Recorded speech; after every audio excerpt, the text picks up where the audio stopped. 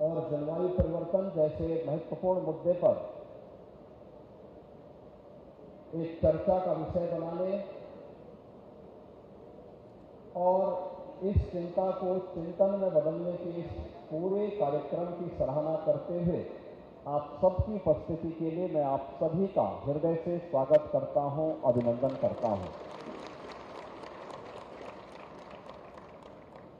मुझे यहां आने में कुछ देर हुई। कारण था कि मैंने कहा मैं एक बार जब प्रयागराज में आया हूं तो आने वाले श्रद्धालुओं की व्यवस्था को लेकर के जब भी मैं आता हूं तो एक बार थोड़ा व्यवस्था के नजर दौड़ाता हूं। जब हम आज के परिप्रेक्ष्य में जलवायु परिवर्तन की बात करते हैं और एक दूसरे पर दोषारोपण करते हैं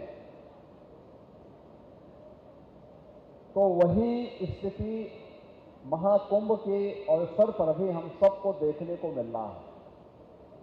मैं ऊपर से सर्वे कर रहा था, देख रहा था अलग अलग जगह पर पार्किंग की जगह खाली है, लेकिन हर व्यक्ति सड़क पे अपनी गाड़ी पार्क करके और संगम में स्नान करने के लिए चला रहा है। अगर वही व्यक्ति पार्किंग के स्थान पर अपनी गाड़ी खड़ी करे, हो सकता है उसको 100 मीटर पैदल चलना, 100 मीटर और पैदल चलना पड़ सकता है, लेकिन कहीं सड़क पे जाम नहीं होगा और आसानी से वह संगम में स्नान भी करेगा और फिर आसानी से यहां से निकल करके अपने गंतव्य तक भी पहुंच सकता है। और यही हमारे दैनिक जीवन की भी विसंगति हो गई है। हर व्यक्ति केवल दोषारोपण तो कर रहा है, लेकिन इस जलवायु परिवर्तन से बचने के लिए किए जाने वाले प्रयास में हम सब कहां भागीदार हैं, इसके बारे में चिंतन में सहभागी बनना और फिर उसको अपने व्यवहारिक जीवन में उतारने में कितना भागीदार बन पा रहा है, ये सचमुच महाकुंभ के संदेश का हिस्सा बनना चाहिए। हम सब आए हैं यहां पे त्रिवेणी के संगम में स्नान करने के लिए। आप याद करिए, आज से 10 साल पहले क्या गंगा और क्या यमुना नदी किसी प्रकार की अविरल और निर्मल रह गई थी?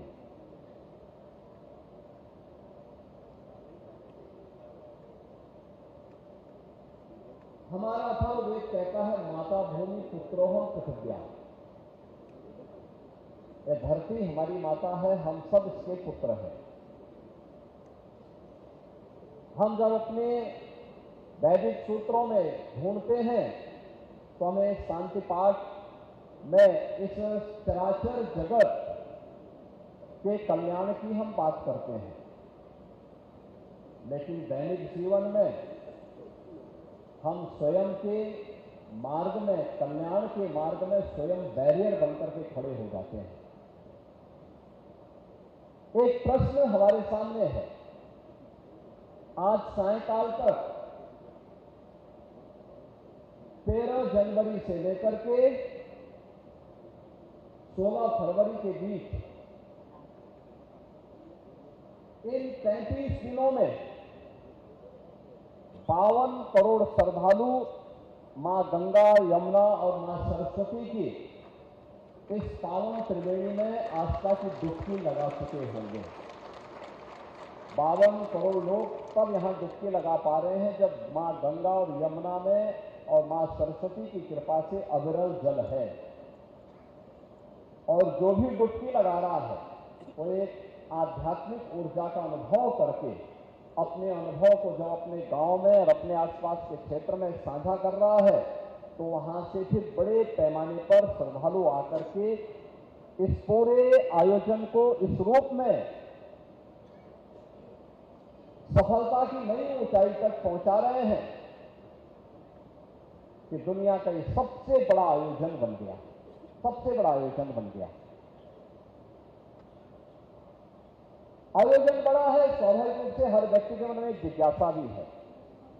कल दुर्भाग्य से नई दिल्ली रेलवे स्टेशन पर एक दुर्भाग्यपूर्ण घटना घटित हुई। मैं इस अवसर पर उन सभी पुण्य आत्माओं को विनम्र श्रद्धांजलि भी अर्पित करता हूं। लेकिन बहनों और भाइयों, हम सबको सोचना होगा कि कार्बन उत्सर्जन का और पर्यावरण के प्रदूषण का कारण ही जलवायु परिवर्तन है। और जलवायु परिवर्तन का ही कारण हमारी अविरल इस धरती माता की धमनियों के रूप में जिन नदियों को कार्य करना चाहिए था, वे सूखती जा रही हैं। अनुमान करिए, अगर शरीर की रक्त धमनियां सूख गई तो शरीर की स्थिति क्या होगी। और ऐसे ही धरती माता की स्थिति भी है। अगर धरती माता की धमनियां सूख गई या प्रदूषित हो गई, जिन धमनियों से रक्त का प्रवाह होना चाहिए, अगर वहां पे रक्त का प्रवाह होने की बजाय वहां पे पॉल्यूशन आ जाएगा, गंदगी आ जाएगी, तो शरीर की जो स्थिति होनी है वही स्थिति धरती माता की भी हो रही है, जो हम अपने स्वार्थ के लिए नदियों को के जीवन के साथ खिलवाड़ कर रहे हैं, धरती माता के साथ खिलवाड़ कर रहे हैं।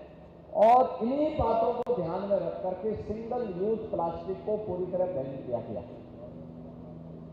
देश के अंदर प्रधानमंत्री मोदी जी ने घरों में ईंधन के रूप में जंगलों को काटने, कोयले का उपयोग करके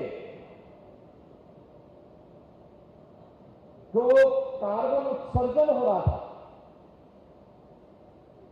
उसकी जगह ग्रीन ईंधन के रूप में एलपीजी के 10 करोड़ से अधिक कनेक्शन फ्री में उपलब्ध करवाए, जिससे लोग इसका उपयोग कर सकें। उत्तर प्रदेश में पिछले 8 वर्ष के अंदर हमारी सरकार ने 210 करोड़, नोट करना, 210 करोड़ वृक्षारोपण किया। और 210 करोड़ में जो वृक्षारोपण किए, इनमें जो हमने वन विभाग के द्वारा करवाए, इसमें 70 से लेकर 80% पौधे सुरक्षित हैं। और जो हमने विभिन्न संस्थाओं के माध्यम से कराए, उसमें भी 60 से 70% पौधे सुरक्षित हैं। फॉरेस्ट कवर को बढ़ाया गया। डीजल से चलने वाली बसेज के स्थान पर इलेक्ट्रिक बस को प्राथमिकता दी, उसको प्रमोट किया, उसके लिए पॉलिसी बनाई, उसके लिए अनेक कार्यक्रम बढ़ाए। मर चुकी नदियों को फिर से पुनर्जीवित करने का काम किया। आज जो संगम में इतना पावन स्नान एक साथ